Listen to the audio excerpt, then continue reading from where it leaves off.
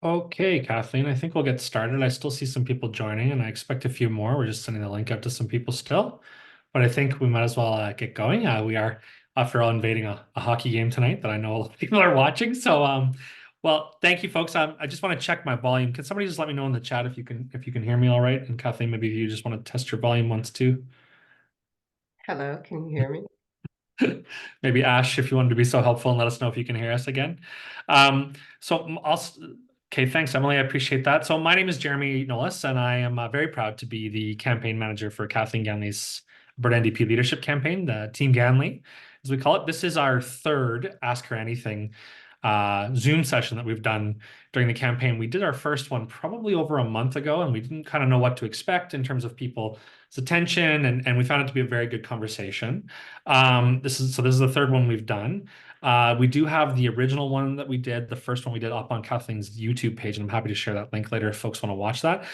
Tonight, we expect a little bit of a smaller group. We tried to condense the invites to people who haven't voted yet for the Alberta NDP leadership. And I can tell you now that more than 70% of members have voted. And so you are in a select group tonight that likely hasn't voted. Now, if a friend passed on and you have voted, don't feel obligated to leave. But most of the people that are on here tonight are still deciding probably who to support for Alberta NDP leader. And that's probably what brought you here tonight. And so this really will be about you, a lot about you. It'll be really you driving the conversation here in about 40 seconds or about 2 minutes.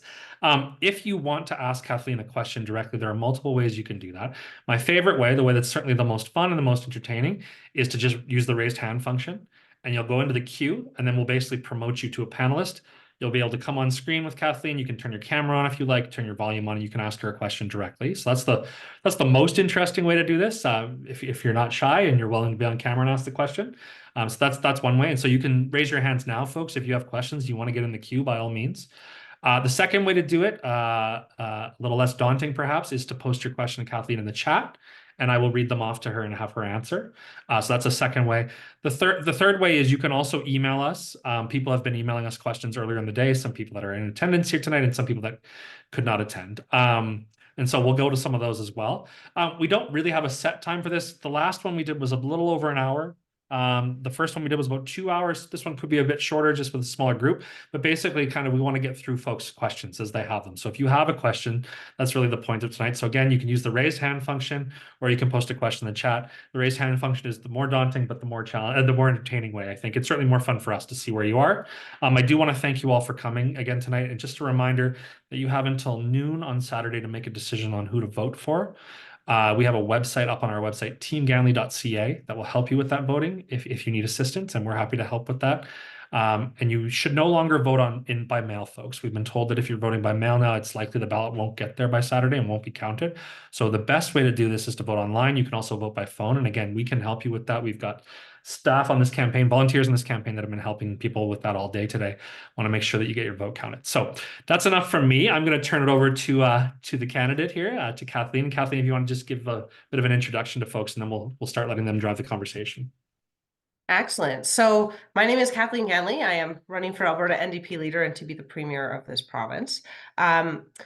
I am essentially here tonight to hear from you about what questions you have. We've spent days and days now on the phone calling folks and trying to get a hold of them and answering questions that are still coming in. I'm hoping that you will all get out there and vote. Make sure you do that. I would highly suggest on the internet because you can't vote by mail anymore. You can also vote by phone though, if you're into that. So why am I doing this crazy thing? Well, because I think that the province we're building right now is not one in which our children will have the same opportunities that we did. And I think that that is very sad. I want to build a province where our kids have opportunities like we did, opportunities to get good paying jobs. Right now, most people under the age of 30 will tell you that they don't think they'll ever afford a home. That's very sad and very problematic because they should be able to make that choice. The most common thing we hear about in our offices is that people are struggling with their basic costs, things like rents, mortgages, electricity, insurance, groceries, that sort of thing. So really what I am doing in this campaign is what I think we need to do in the general election, which is not focus, yes, of course, attack the UCP. They have a lot of bad ideas. They put them out there all the time. They seem intent on doing all sorts of things that are either driven by ideology or driven, I would say, just entirely by silliness. You know, opting out of CPP has no particular obvious benefits. So, uh, you know, I think that we combat that by offering people something else, by offering them something that they resonate with, something that tells them how we're going to make their lives better. So that is my theory of the case. I also think that we do that by building our team. So instead of sort of this focus on, you know, one leader, that we elevate all of us, all of our voices. We have an amazing team of MLAs who have incredible strengths, who I think, you know, can do incredible things together. And we have an amazing party. Like just in the last, you know, 4 months or even in the last 2 weeks, the people I have talked to who are coming forward with ideas to make their lives and the lives of their neighbors better has been absolutely incredible. So, with that, I won't go on too long. I hope I can earn your vote, and I'm happy to take any questions that you have. Kathleen, I don't see anybody brave enough yet to put their hand up, so I'm going to read questions coming in from the chat, and we'll start with Ash, who was so helpful with checking the volume earlier. So Ash, I'm just going to take your first question, Ash. And again, folks, if you want to ask the question directly to Kathleen, you can just put your hand up, come on screen. It's a very painless process. We're very friendly, I promise, rather than listening to me drone on with your questions tonight. Ash's question to you, Kathleen, is the cost of living is going up, especially with housing costs and rents.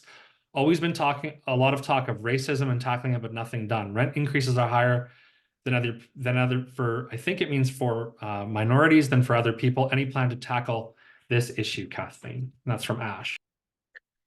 Yeah, so what I would say is that housing is a problem. It's a problem across this province. So one of the things that is driving that is the fact that in Alberta, we have 2.9% affordable housing stock versus 3.5% in the rest of the country. 3.5 still isn't high enough. Usually the OECD target is about 7%. So that is one of the things, because when people are unable to get into that, they're sort of forced up into the market. That kind of inflates everything.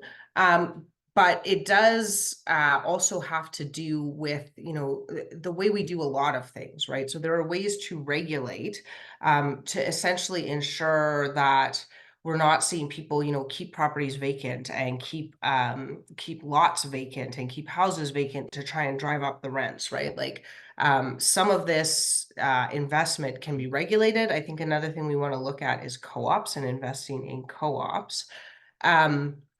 And I think the final piece of the puzzle for me is student housing. I think that that's a big deal. I'm interested to hear that you are saying that rents are sort of disproportionately broken down along racial lines. I think that that's a really interesting comment. I'm happy to look into it and to try and yeah, look at ways to address that, because that is pretty troubling. I haven't seen those statistics yet, but I do believe it is possible that there's a differential impact, because probably as the market has tightened, rents, at least in Calgary, have probably gone up in certain areas, certain communities more than other communities. So yeah, that is definitely something we should address. Okay, thanks, Kathleen. I'm just going to read the next question off, and then I do see some people coming forward and putting their hands up now. Shaylin asked just by email, is watching tonight on her phone, said, I need to know Kathleen's position on implementing proportional representation after the NDP win in the next election. PR is vital to ensure we never have a Conservative majority again. And that was from Shaylin, Kathleen. Okay, so what I will say is the Alberta context is a particular context. So the government that would have not have been formed under a proportional representation system would actually have been the NDP government, because we won on a right-wing vote split. So I'm not sure that the two things co-vary necessarily like that. I will tell you this isn't an issue I have looked deeply into, because I think that right now, I believe that the biggest problem we have in politics in terms of people voting is misinformation or bad narratives, right? And I think that what we do in order to change that, in order to make sure that we don't have right-wing governments going forward, in order to ensure that we are able to be competitive, is combat those narratives. So, for instance, uh, this trickle down economics narrative that's pervasive, which is one of the things that I would say this campaign has been about fighting against, like how we fight back against that idea that if you give more to your bosses, that's what's good for the economy. We need to talk about economics differently. I think we do that by talking about the issues that are top of mind and most important to people. So that is like their rent, their costs, their wages, their health care, things like that. And I think we describe what we're going to do differently. In the last election, we did a very good job of attacking the UCP. We didn't do such a good job of saying what we were going to do, right? So I think that pushing back on that misinformation, combating those narratives is a really big part of it. I actually think that curriculum plays into democracy in a really big way. People have to, there is just such a glut of information out there. That people have to sift through. So I do absolutely believe in making sure that we are protecting our democracy. I think one of the other biggest ways to do that would be to ensure that we have independent media. That has been shrinking over time. It is a difficult issue to address because it's sort of part of the human condition, part of the misinformation. It's difficult to say exactly how to address that, uh, but I think that that's a big piece of it. I'm not closed to democratic reform. I've been involved in a lot of it, obviously getting big money out of politics when we were in government. Certainly, I'd be willing to look at how we kind of regulate the use of dark money in politics, but without also closing out some other groups. It's actually fairly difficult to close out big moneyed interests without also closing out groups that are just advocating for their own interests. It's hard to write a law that catches that appropriately. What I would say though is I don't think that in Alberta at least, the government that would have been not existed if we had proportionate representation actually would have been our only left-wing government in the last several decades. That's not a reason against it. I'm just saying those two things are connected in that way. Okay, thanks, Kathleen. A bit of a lighter one here. This is from Janet or Jeanette, I'm not quite sure. Coming in from Slave Lake, she wrote, Kathleen, you look like you've been campaigning for months. You must be exhausted. What are your plans to relax after this? We're going to need you for the long fight. Ooh, good point. What are my plans to, well, it'll be summer break for my 6-year-old, so I'll obviously be spending a lot of time with her. We're probably gonna drive out to BC at one point. Stampede is upcoming right away, so I don't get to take a break super immediately. And yeah, probably a little bit of Zelda, and we might actually get a third cat. So I don't know how relaxing that's considered, but I like cats. And I wonder how long until we get to Zelda tonight. 5 minutes, I think. I'm gonna go to the next one. This is from Cheryl. This came up in the chat too. Again, folks, just a reminder before I do this, if you want to ask a question, you can post in the chat. You can also raise your hand and we will put you on screen and you can ask Kathleen directly as opposed to having me bumble my way through your question. Cheryl wrote, Kathleen, my question, Kathleen, your platform and the NDP are a beacon of light. That's very nice, Cheryl. What are your suggestions on how to navigate the next 3 years of potential destruction by this current government? It's so distressing. Pointing out, Kathleen, that a lot of your ideas are for when you're premier, asking more what you would do in the immediate, I guess.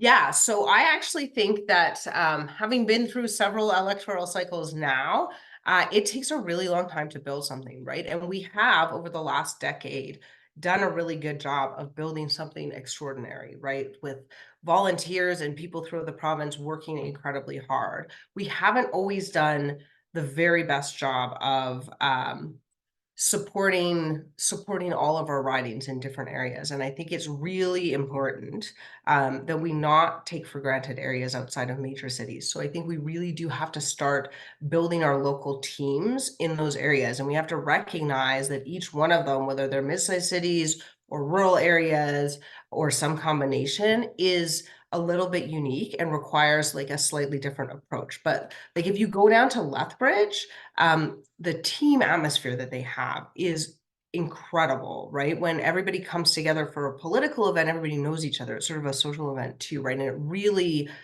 builds that team. So I think that we need to start building that everywhere because we need to have an 87 seat strategy. We need to be competitive in all 87 seats in order to win.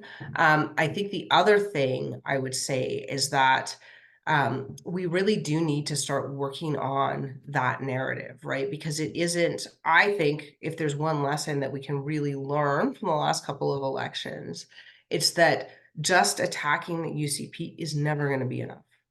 We have to push back on their narratives with narratives of our own. And those take time to build, right? To sort of talk to people. Because the truth is that hearts and minds don't generally change on social media or in the media. They're often impacted by one-on-one conversations, right? So we have to build that movement, decide, what is it, what is our value proposition? What is our value proposition as a group of people? We're a big tent party now, and take that forward to the people. And I think that requires a lot of long, hard work. So I would say it starts with party building and with team building.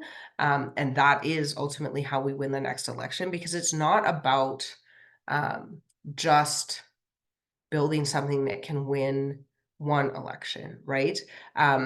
It's about building something that can govern for the long term. In the last election, our path was far too narrow. The number of seats that we were competitive in was we would have basically had to win them all in order to form a government. And that's a really it's a challenging thing to do. It means that everything has to go right. So we have to get out there and talk to new people and persuade new people in order to be competitive for the long term. Thank you so much, Kathleen. I'm going to take the next one. This is from Caroline, sorry, who just PM'd this to me. Kathleen, have they really shut down the war room, or was it just moved in-house? Feels like a UCP shell game. This is the energy war room, Kathleen, which obviously came out last week. Some news around that. What do you think of the supposed mandate of the war room in the first place? Is that something you would maintain as premier? So I would say that it's been shut down. Like the staff has by majority been laid off. The government already has a mandate to act in the interest of Alberta. So the war room was a very separate thing. And it has always been my belief that the war room was essentially a political arm of the UCP that was funded by taxpayers. So it was designed as a private corporation with ministers as shareholders. It was designed specifically that way to evade freedom of information laws. So you can't ever find out what they did with any of that money. It just goes there and it goes into a black hole. And they could tell you any story they want about it. There's no way to verify it. So what I think it was essentially used to do was to drive this narrative that I actually think underlies some of the UCP's electoral success, right? It's this narrative that says, like, you have to pick, you can either like renewables or you can like oil and gas. You can't, like, it can't be both. You have to pick between action on climate change and having a resilient economy. It can't be both. I think that was always the function of the war room. So yes, I mean, they'll say the official mandate, which is to sort of promote Alberta's interests, has been moved into the department. Well, first of all, the entire government already had the mandate to do it. And second of all, the UCP no longer has access to a $30 million slush fund to essentially pursue their own interests. So I do think that this is an improvement in the situation. I think that them saying like, well, we moved it in-house is just an attempt to save face, right? Like they don't want to admit what they were doing with that money. And in fact, in estimates, because we went through this a couple years, not all of the money, according to the minister, was going to the war room. It was going to what she called, quote unquote, other advocacy. That other advocacy was never named. There was no objectives. There were no outcomes.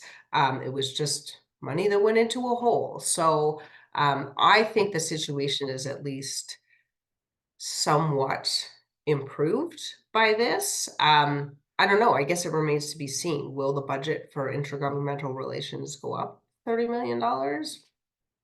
Maybe.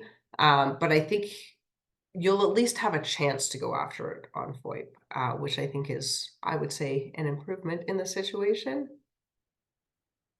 Okay, thanks. Maybe we're at an intermission or something in the hockey game. We just got a rush of people. So just if you are joining, folks, multiple ways to ask a question tonight. Sorry for those that have heard this already. You can raise your hand. We have a very shy audience tonight, Kathleen. Nobody's wanting to raise their hands and come on and ask a question. If you raise your hand, we'll prompt you to come onto screen as a panelist, and you can ask your question to Kathleen directly. If not, you can keep posting them in the chat as people are doing as I speak. So I'm going to keep taking them from the chat and from our email as we go, Kathleen. This next one's really fun, probably my favorite one yet so far, Kathleen. This is from RW, who says, as leader, you'll campaign against someone, meaning Daniel Smith, who can obfuscate, deflect, and gaslight right through a friendly smile. In a debate setting, how will you effectively call her out on these alternative facts in a way that actually makes UCP followers start to question who is actually telling the truth? I think you're the best potential premier in this race, Kathleen, but can you get under Smith's skin as effectively as Nenshi? It's a bit of a big one, Kathleen. Okay, I think that's a great question. So what I would say is this: just attacking people isn't going to work. I actually think that we've tried that tact. We've tried that, like yelling at Smith, getting really angry, getting really loud, getting really, mean about it. I think we've tried that, and I think it hasn't worked.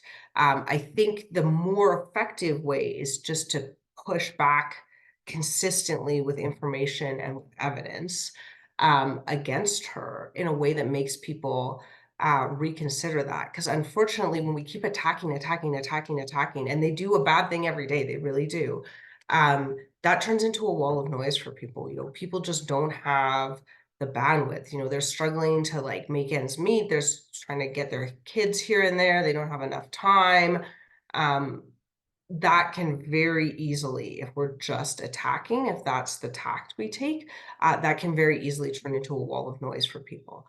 I think going into a debate with Smith, the point is to prosecute the case, not just against the UCP, but for us, right? We have to make our points as well. We have to demonstrate just very clearly when she's up there and saying like, oh, well, renewables make the grid unstable. Well, like that's demonstrably not true, right? Storage changes that fact, and it's the UCP that's specifically continued to exclude storage up until very recently from participation, right? So that isn't true. Or, when she says something like, oh, well, we have to do R-Star to make these companies clean up. Well, no, there's lots of things we can do to make those companies clean up, right? We can enforce the rules as they currently exist. We can stop them from like offloading liabilities to companies that do not have the financial wherewithal. We do that by changing the rules for the AER, right? So I think it's more than just saying that it's an untruth. It's telling people what the actual truth is. And I think that's what I can do. Thanks, Kathleen. Fun one, RW. We are pounding through different topics, Kathleen, kind of like a bit of a political topic buzzsaw here. So next is going to be from Eden, or Aiden could be, who I think actually wrote two questions, but I'm going to take your first one for now, Eden. Eden wrote, Kathleen, I am wondering if you could speak about AISH and any plans you might have for it, as the UCP seems set on making sure it increasingly squeezes disabled and vulnerable populations in Alberta and punishes them both as individuals and their families when they're able to find ways to work, which is a very distinct issue. Not being able to work while you're on AISH is something that's come up a bunch, Kathleen. That's from Eden. I'll turn it over to you. Okay, yeah, I think that's a really great question. So yes, I do think we need to sort of look at the exemptions on income for people on AISH, especially people who are like, running small businesses that may have kind of varied incomes, or like producing goods, whether they're arts or anything else like that may vary throughout the year so that the income isn't evenly distributed. I think that's something we definitely do need to look at, right? We don't want to prevent people from participating. I think that's very problematic. So yeah, that's something I would definitely be open to looking at. Yeah, in terms of AISH, obviously, we we indexed it when we were in government. We fought back when the UCP de-indexed it, and we committed to re-indexing it. They did eventually do that, I will admit, although they didn't kind of make people whole in the way that arguably they should have. But yeah, we would definitely look at, those exemptions and when the clawbacks occur, because they do seem to be just a bit much, right? And they kind of prohibit people from participating in ways that they might like to. And everybody wants and needs and deserves the opportunity to participate in their community and in their lives.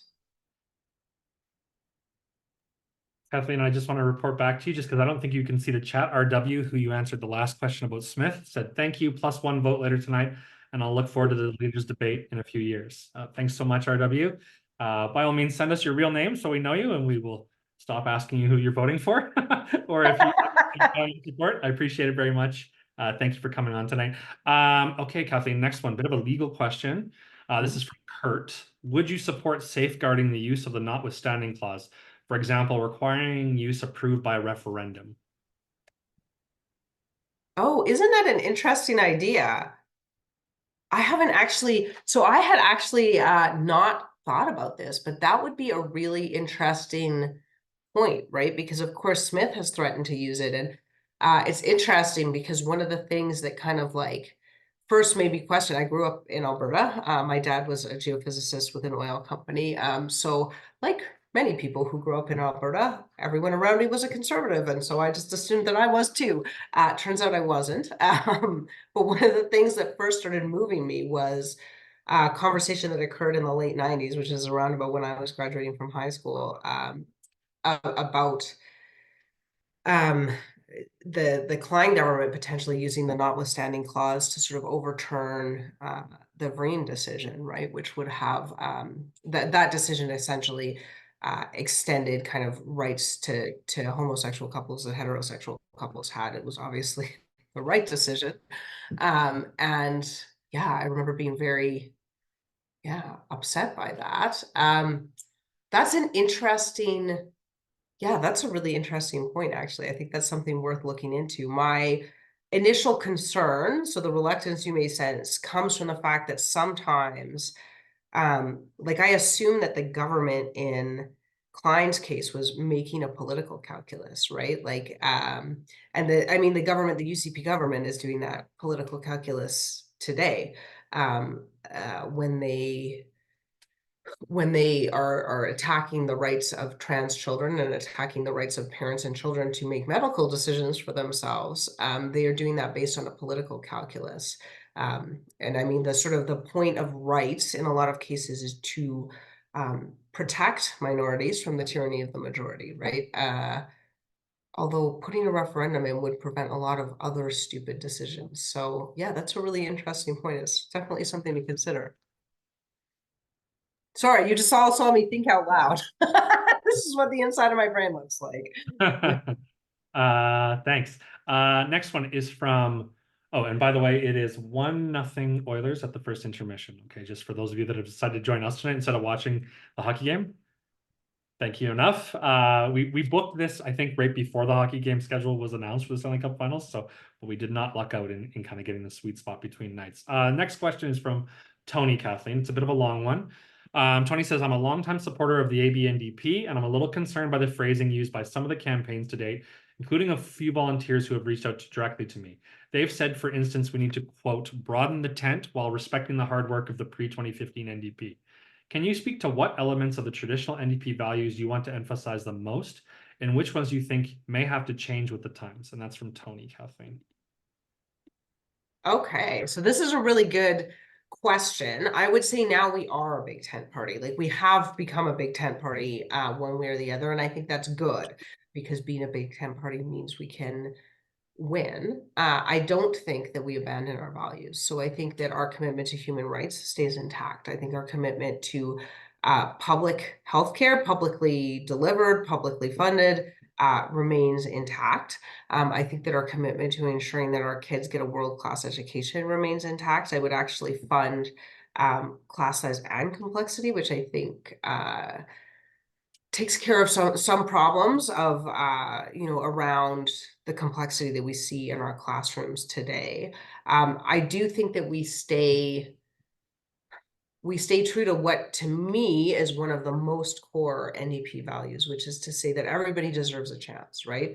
And so that means like practically everybody deserves a chance, right? So conservatives, one might argue, are big fans of equality, like the rules being equal or appearing to be equal on their face, right? But like if there's one thing you kind of learn doing labor and employment law, human rights law, it's that a rule that appears to be equal on its face can be unequal. So it can disproportionately impact different people, right? So um, for instance, one of the rules that was always kind of used as an example of this is to say, oh, well, everybody equally all has to work every day except Sunday. Well, except that if you're from a different religion and you hold um, a different day to be sacred or to be holy or to not be your working day, that rule impacts you in a different way than it impacts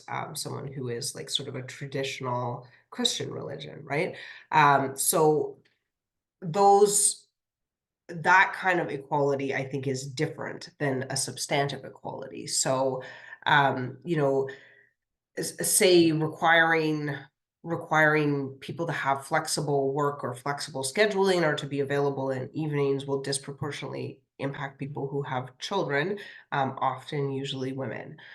So substantive equality, I would say, which I think is a really core value, requires us to be aware of that and to be aware of where people came from. And I think it's more than just those sort of basic human rights things. It's we provide education because it's an equalizer, because it means that children succeed or fail based on what they're doing, not based on the bank balance that their parents had to get them ahead, right? And so I think that those values do stay at our core. And I think, some of the things that are very important to me are ensuring that we protect workers' rights, right? Like workers, yeah, those are some very important rights. And I think it's very easy. And it's one of the things that the right does very well is to obfuscate, right? They go so far as to call things like a right to work legislation. Well, really what that means is like right to screw your neighbor out of decent wages. Sorry, that was probably shouldn't have used that particular word, but those things are very problematic to me, right? I think that ensuring employees can act collectively to pursue their best interest is very important. I mean, I'm in Calgary and I worked at a labor side firm, so that isn't a job one comes by super easily. So those things, ensuring that ensuring that everyone has equal opportunity to participate in the economy, even right down to one of the things that's always bothered me about the temporary foreign workers program is that you know it seems like some people really love the free market right up until it puts upward pressure on wages, and then all of a sudden we're not so into it. So yeah, I think like protecting the rights of people to advocate in that way, protecting the ability of all children to sort of participate in society. And I actually do believe that right now, because of the lack of educational assistance, because of UCP underfunding, that we are legitimately denying some students access to an education at all based on learning disabilities. And I think that that is embarrassing, and we should be embarrassed by that. I think that we are denying people uh, rights to healthcare right now because of the way the UCP has structured the system. So, yeah, I mean, look, I think there are other areas in which we will probably have some challenging conversations, right? As you would in any big tent party, right? There will be disagreements. What I would say is that I'm really committed to having those conversations because I think that we need to not skirt those issues. I think we need to know what our value proposition is and bring it forward to people. And I think we can talk about the economy from a left-wing perspective, and I think we should talk about the economy from a left-wing perspective, because I think that when we try to outright wing the right wing, we're just never going to be successful about that. So even though it can sometimes be an uphill battle to have that conversation about how giving more to those in the middle and those at the bottom actually turns the economy, I think that that's a bigger fight we ultimately have to win to be successful. That was Obviously, a long ramble about my values. Sorry. obviously a big question. And Tony and anybody that's asked a question on it, if we didn't quite hit what you were asking, or if you have other follow-up questions, you can email Kathleen at info@teamganley.ca, and I'll post that in the chat here in a minute, and we will definitely follow up with you as well. So if you had another question, or if you had a follow-up question to the question, and Kathleen, we're actually coming back around now to seconds here in a moment. So if you haven't got a first question and you want to ask one tonight, get it to us now. Ash and Eden have asked a second question, so we'll get to those as we can. Next, we're going to go to Tanis, who is going to come onto screen, I believe, our first Brave Soul. I believe Tanis actually, yeah, I'm just going to promote you, Tanis. You'll see yourself come on the screen here in a second. Thank you, Tanis, for being the first to do this tonight. It's always hard to be the first one to come on screen. So there's Tanis. Tanis, you can ask Kathleen. You should be able to unmute and ask Kathleen whatever you like. All right. Hi, Kathleen. I just want a bit of a change of pace on the questions. They're always so serious. I wanted to ask you, which of your cats is your favorite cat? Oh no, that's like asking to pick a kid. Oh my goodness. Yeah, I'm not gonna be able to do that, but I will tell you what is delightful about each one of them. So here's some little cat related quirks. So the stripy cat, also known as Stripicus caticus or cloud paw, when you scratch her by her tail, she'll actually lick you, which I think is very adorable. She also really likes to sleep kind of across you on your head. So that's that's a fun cat trait. What would I say about the fluffy cat? She's very, very smart. She's actually quite sad right now because her favorite thing is to like jump up and make me turn the tap on so she can drink out of it. But obviously we're under water restrictions here in Calgary, so we can't do that right now. So she's a little bit sad about that. But she is like among the most intense cuddlers of any cat, but she'll like pick a specific time and she like comes up and like gets all up on you and then she's just done and she wanders off. She was like, that's enough love. Thanks. Yeah, so I can't pick between my two cats. They're both pretty phenomenal. The first question you haven't clearly answered tonight. So we're going to go next to Ash. Ash is coming back. Second question. Ash, I'm just going to promote you now. You'll see yourself come on screen. You don't have to turn your camera on, Ash. I know you'd asked me about that, but you're welcome to. And you should be able to unmute here in a second. I'm just going to prompt you one more time. There we go, Ash. You'll be coming on as a panelist.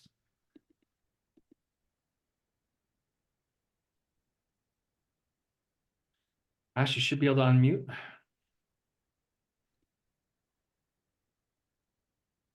I just unmuted. Can you hear me now? I sure can. Perfect, Kathleen. So firstly, I'd like to sort of commend you in acknowledging that the NDP got it wrong the last time around by just sort of being obstructionist or, just sort of dealing with UCP agenda items versus coming out with their own agenda and promoting their own values in a stronger way. And not every candidate has done that because there are people that are in the NDP even today, vying for the leadership, but they have not been able to acknowledge that. So I think it's very important to understand that, you get it wrong sometimes and you need to change your path. So firstly, I'd like to thank you for that. And then my question is around the with regards to the Auditor General of Alberta. So we had a lot of problems during the time. It was actually the time when NDP was in power, but they didn't know it was due to the previous government. But there were problems with the AER. The Auditor General had to go in and then remove the board. There was, Jim Ellis. He ran away with a couple of million, etc. Now, in Alberta governance, there are a number of organizations where there are problems. So what are your thoughts about really increasing the budget of the Auditor General by say 3x or something like that? Look at the processes, because this is so widespread, it's really appalling, right? And as a thinking politician, you would know that these problems exist. So just wondering your thoughts, how do you tackle these issues? Because if you don't do it, at some point of time, it just keeps getting worse and worse and worse. Now, I'll very quickly, I want you to reply. So I'll just give you an example. I met a medical practitioner, and he told me that WCB, there are medical practitioners who are corrupt, and WCB uses them, and then they make reports. And this comes from medical practitioners. So across the board, there's so many issues. How do we go about tackling, these kind of, I had a related question about Shannon Phillips. The privacy laws are being broken. The privacy commissioner had, even put out a report about all of this, but it just kind of seems as if you're in a lawless state. Yeah, that is a really good set of questions. So what I'll say about agencies, boards, and commissions is there's sort of two potential problems, right? So there's one having to do with the rules of the agency itself, and another having to do with like who gets on the board, essentially, right? So in government, we actually did, and this process didn't come in until like partway through our term, but we actually did do a pretty good job of bringing in a more transparent application process. So it wasn't just like the minister appoints and the minister can appoint whoever they want. There were like, very clear outline of who was applying and, what the criteria were.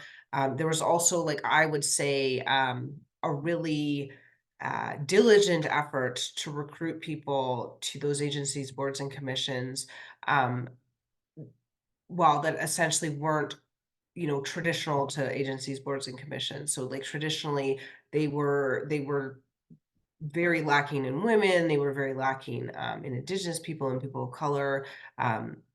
So all sorts of things, right? So I think we did improve that. The UCP, of course, scrapped all of that.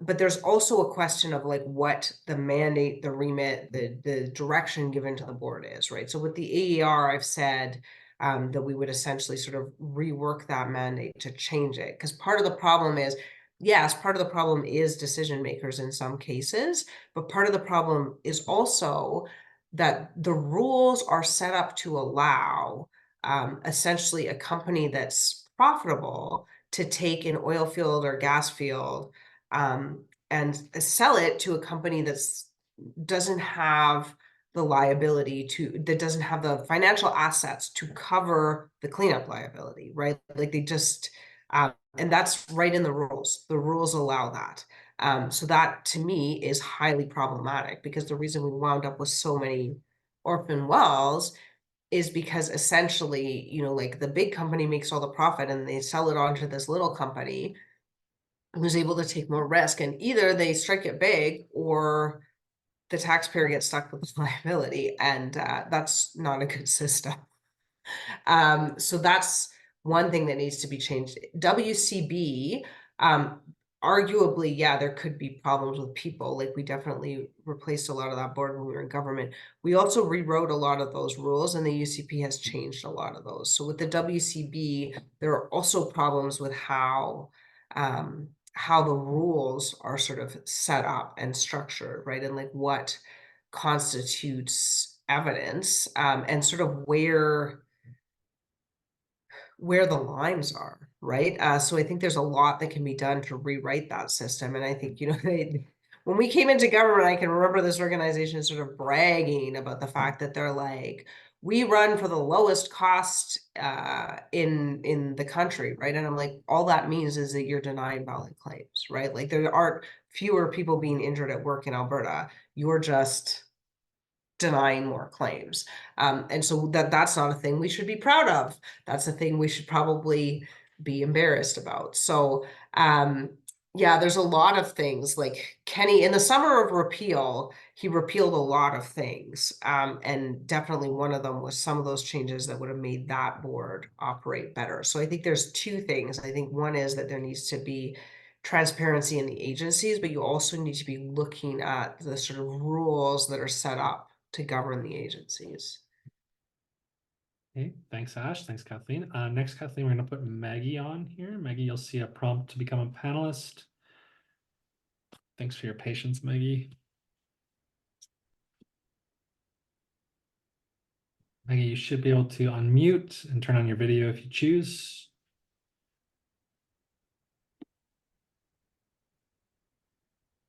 Okay, can you hear me now? Yes, indeed. Hi, Kathleen. I door knocked for the NDP in the last election, Shane Getson territory, no less. And a lot of the time I heard things like, oh, we're going to vote Conservative or UCP because it's the only way. They just felt that, you know, they couldn't trust. And the other thing I heard too was that a lot of them didn't like the way the NDP seemed to be attacking the UCP instead of just saying what they would do, what policies they would bring forth. So I guess my question to you that's very important for me, and I'm not a farmer, just to let you know, but I do live in Sturgeon County, is that given that the rural vote will be important in the next election, how might you reach out to rural Alberta to get that vote? Yeah, so I think that that's a really, really critical question. And I do think my experience has been that generally, you know, people, I mean, many people in big cities too, but people in sort of smaller communities tend to be like very pragmatic, right? And so this like, but the economy thing that the UCP ran was very effective. The sad thing that I would say about this is that they get credit for the economy because they talk about it, not because they do it well, not because the results demonstrate that they do it well, not because like they're running around right now telling us how good the economy is.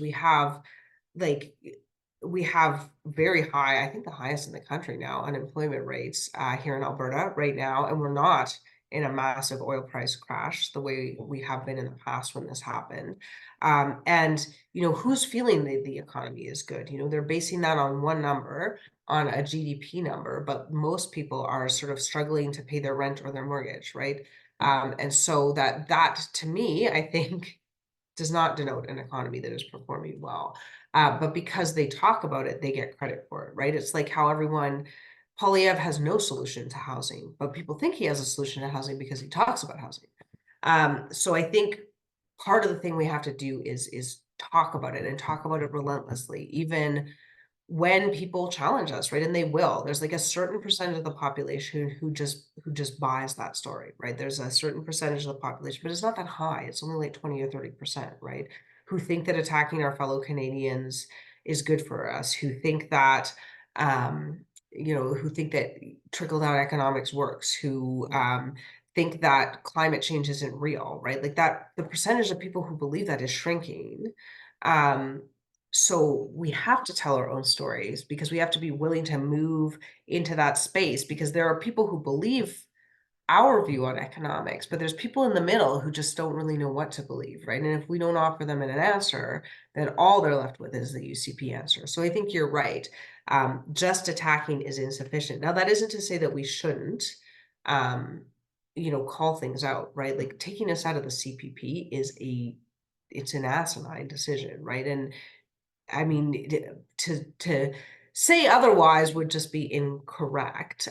So I think we do need to call them out sometimes. It's just we have to also tell our own story. It has to be like, it's yes and it has to be both. You know, it has to be like we say what they're doing and why it's wrong, but we also say what we would do in the alternative. And I think we also have to be really good about repetition, because it's very important in politics, but also saying it in plain language, right? Like saying it in simple language.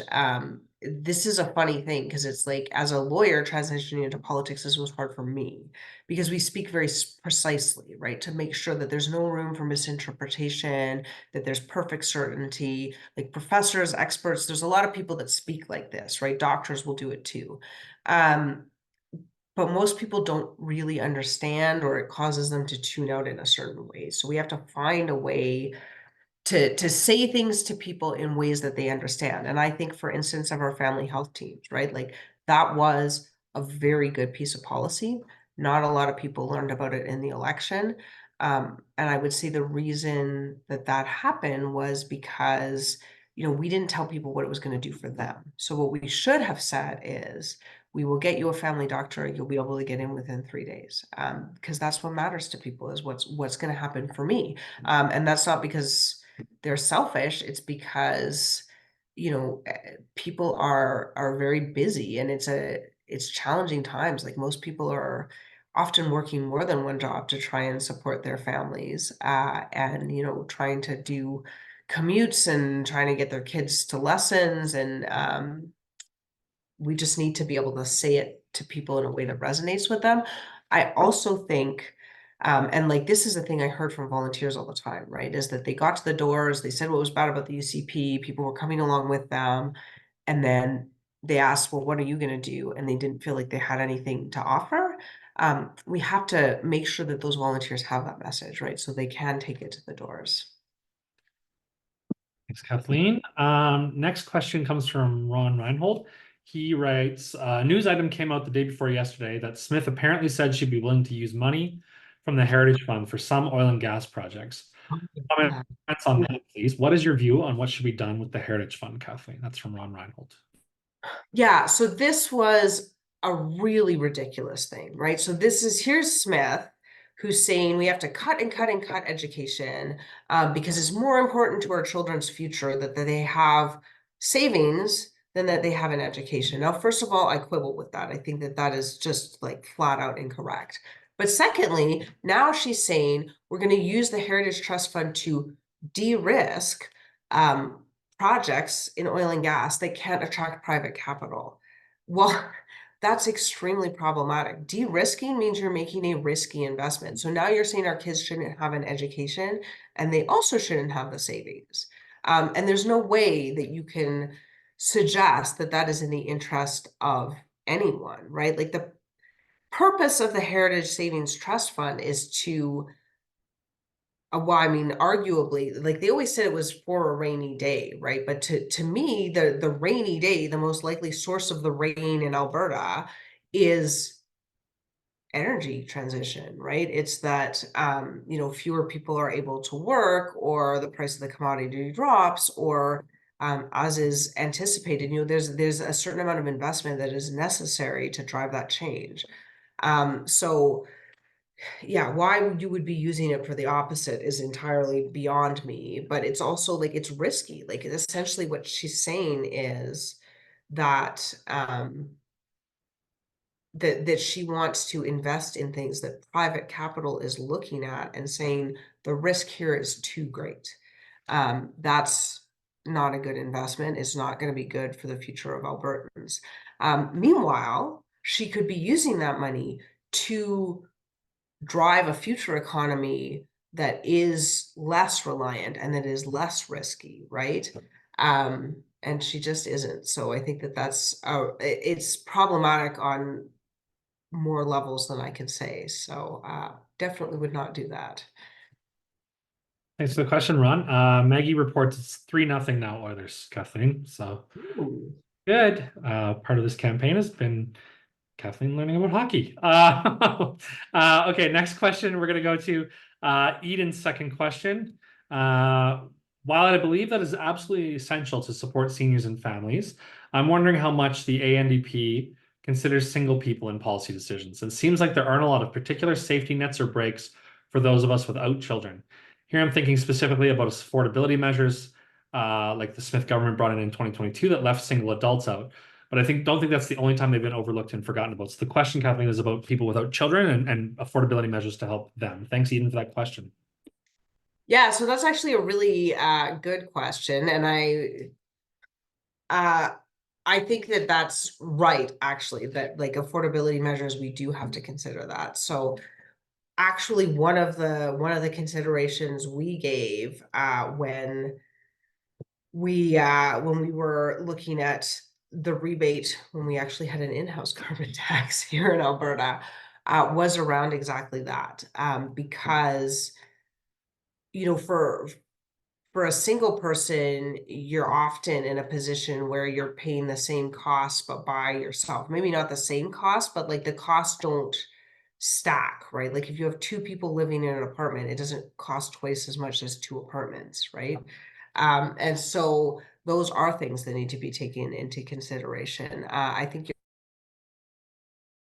you're right. I think that everybody was struggling, and that the UCP excluded a lot of people. One might say specifically they excluded students, right, who were a group that was struggling monumentally at that moment, not just with rising costs, but with the fact that because the UCP has been cutting funds so much to universities, the tuition has been rising almost even faster than that.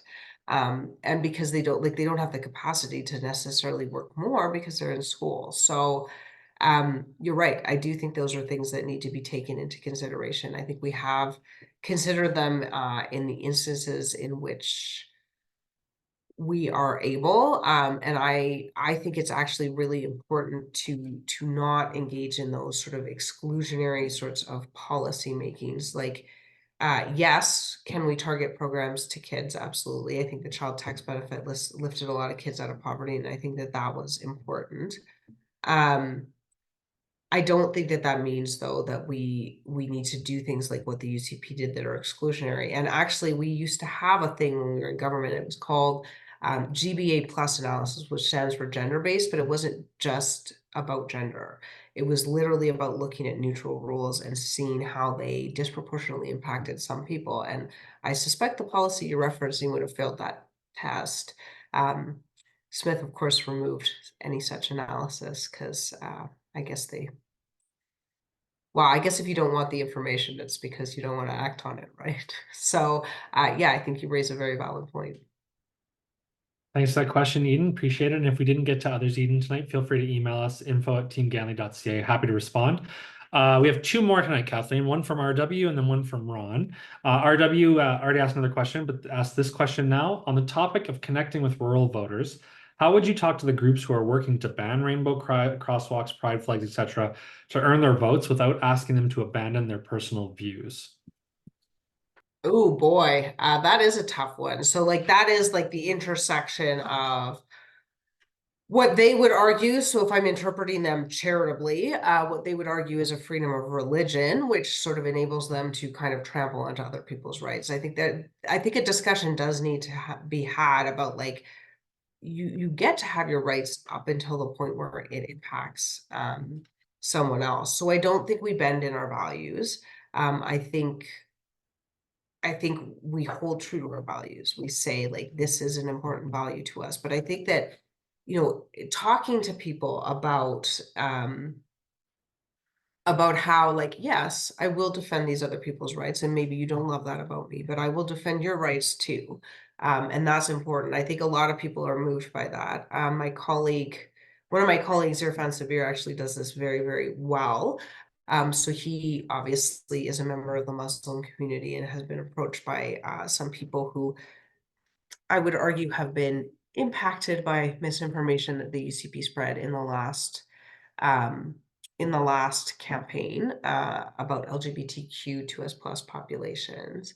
And he has been very effective in saying, right, like you knew I was here to stand up for your rights. When the same groups, the people with the barbaric cultural practices hotline and the niqab ban, sort of came after your rights, I stood up for your rights, and just the same, I will stand up for these people's rights. That's not all I will do, but I will do that. So I think we can go out there and talk to those communities and talk to them, even though we may have that disagreement. I believe that, with a political party, and I don't think that being hateful is vote moving for that many people. So, in rural communities, if you're out there talking to them about how you're going to improve their life, how you're going to cut their costs, how you're going to make sure that they have access to programs that enable their children to continue farming if they want, that enable young people to go into farming, that, protect their rights, that protect, the way they sell grain and their costs, their insurance costs, that protect their communities and make sure that they have access to recreational opportunities like everyone else. I think that if you go into communities and you talk to people about that and you say, yeah, we don't agree on this issue. I actually don't think that like the need to be exclusionary of LGBTQ people. Like I don't think that that's vote moving for that many people. Maybe I'm wrong, but yeah, I mean, I will stand on people's rights, and it has definitely been my experience that most people aren't inherently hateful. Yes, there is a small portion of the population, and they will drive this. And there is the issue of misinformation that's being spread by the UCP, and that's being done very intentionally. But I think that for most people, if you can find a lot of areas of alignment, that's enough. Thanks, Kathleen. Okay, this question from Ron is let's say meaty. Okay, Kathleen, so I'm going to try to read it clearly. Ron Hall writes, I'm particularly concerned with the UCP pushing through their recent made-up bills such as 18, 20, and 21. Bill 18 is a particular overreach into academic institutions regarding federal funding. He goes on to say the NSERC is a primary founder of academic research based on research proposals that are heavily reviewed. The basis of funding to address fundamental research issues transcend provincial boundaries. Academic research often targets national and international issues for outside Alberta. There will be nothing the NDP can do for the next 3 years, after which considerable damage might already be done. What do you think the NDP can do to help mitigate the damage of these bills, given that the UCP has the majority? I figured you'd like this question, but it's a bit meaty. Go ahead, Kathleen. Yeah, no, that is a really good question, because you're right. Like those NSERC grants are sort of prioritized based on national priorities that are in generally the public interest, right? And there is like very smart people determine what those priorities are. And I do really worry that this is one of the things the UCP is doing, is like essentially like, we don't like that research, so we're not going to allow it. And to me, it was illuminating that Bill 17 was a bill about creating their own research institute to research into mental health and addictions, mental health and addictions being an area in which they like basically flout the evidence, right? Like it's been the case for a really long time that we have known that while abstinence-only programs work for a certain percentage of the population, they don't work for a large percentage of the population. And so we like need other things, right? So there's not a lot of data to support what the UCP are doing. There's definitely not a lot of data to support the efficacy of forced treatment. I would argue there's probably no data to support the efficacy of forced treatment. So they gave themselves the power to essentially direct their own research, and then the very next bill allows them to essentially say like, no, that sort of research funding can't come into Alberta. I worry that they would target other things, right? You know, I mean, they've targeted renewables once already in investment, so why wouldn't they target it again? So you're right. I think it's incredibly problematic. What I would say is this, is that the UCP have, in some limited instances, displayed an ability to be pushed back. So we did this with curriculum, like admittedly, we didn't get them to roll it back all the way, but they definitely made some changes that were improvements to their extremely politicized curriculum. We did this with coal mining in the Rocky, right? There was like enough of a backlash that they brought back in that policy. Now, arguably, they're sort of playing around the edges again, suddenly testing for projects that they said won't go forward. So you do have to keep the pressure on, right? But they are in some ways aware of their own political interests. And so I think like we have demonstrated, the war room is another potential one, right? Where they finally sort of decided to back down.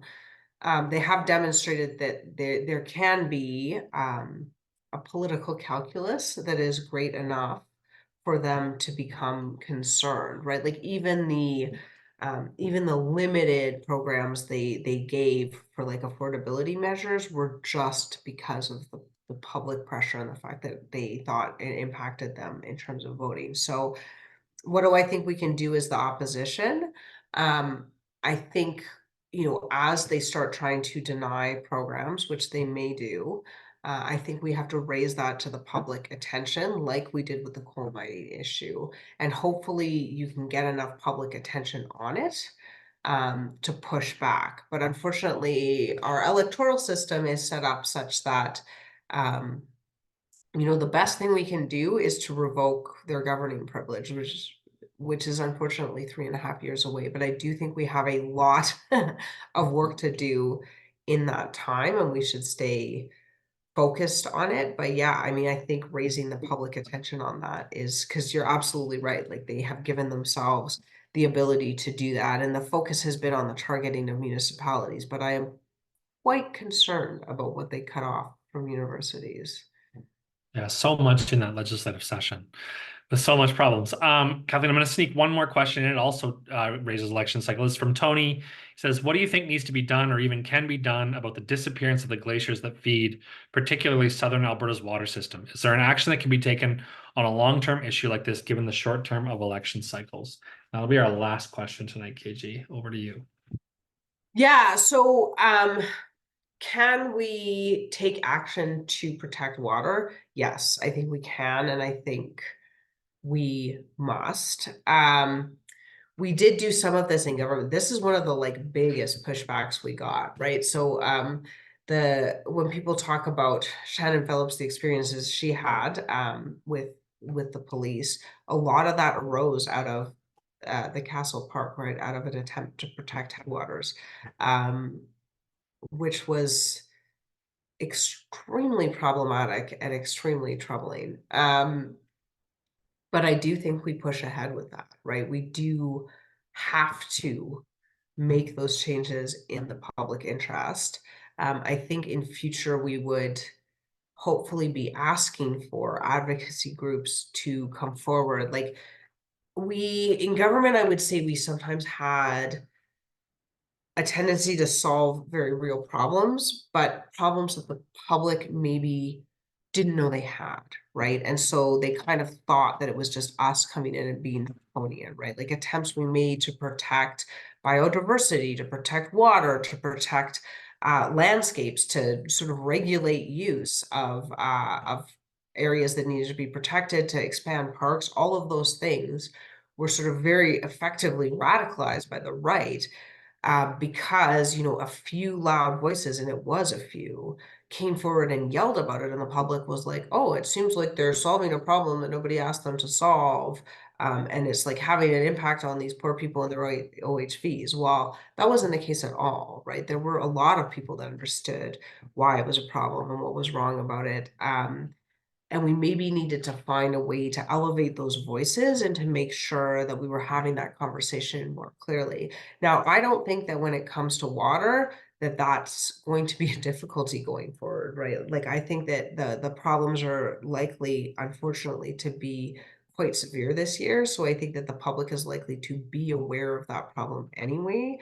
And that will make it a lot easier to start taking action. We are unfortunately now a little bit behind the 8 ball, right? Because we should have taken action sooner. But a lot of the pushback on coal was because people understand, or are coming to understand a lot more, how important water is, and how much of a problem that's going to become for us. Okay, well, time flies. There's a hockey game that's half over, and I'm sure some people want to run off and watch that. Just a couple quick housekeeping notes, folks. This is not your last chance to ask Kathleen questions. It's your last chance before the vote results to ask it in this format. You can also email Kathleen, though, and you can either send your question to her or you can arrange to speak by phone with her. The email address for that I posted in the chat a couple times is info@teamganley.ca. You are likely here tonight because you likely haven't voted for NDP leader yet, or perhaps your ballot is in the mail. If you do intend to vote for Kathleen, by all means, send us a note. We'd love to hear it. We'd love to hear from people that are voting for this incredible candidate and this awesome team. So by all means, send us a note as well if you'd like at teamganley.ca and let us know that you're putting Kathleen on your ballot. We really appreciate it. You have until noon on Saturday to vote, and that's a hard stop at noon.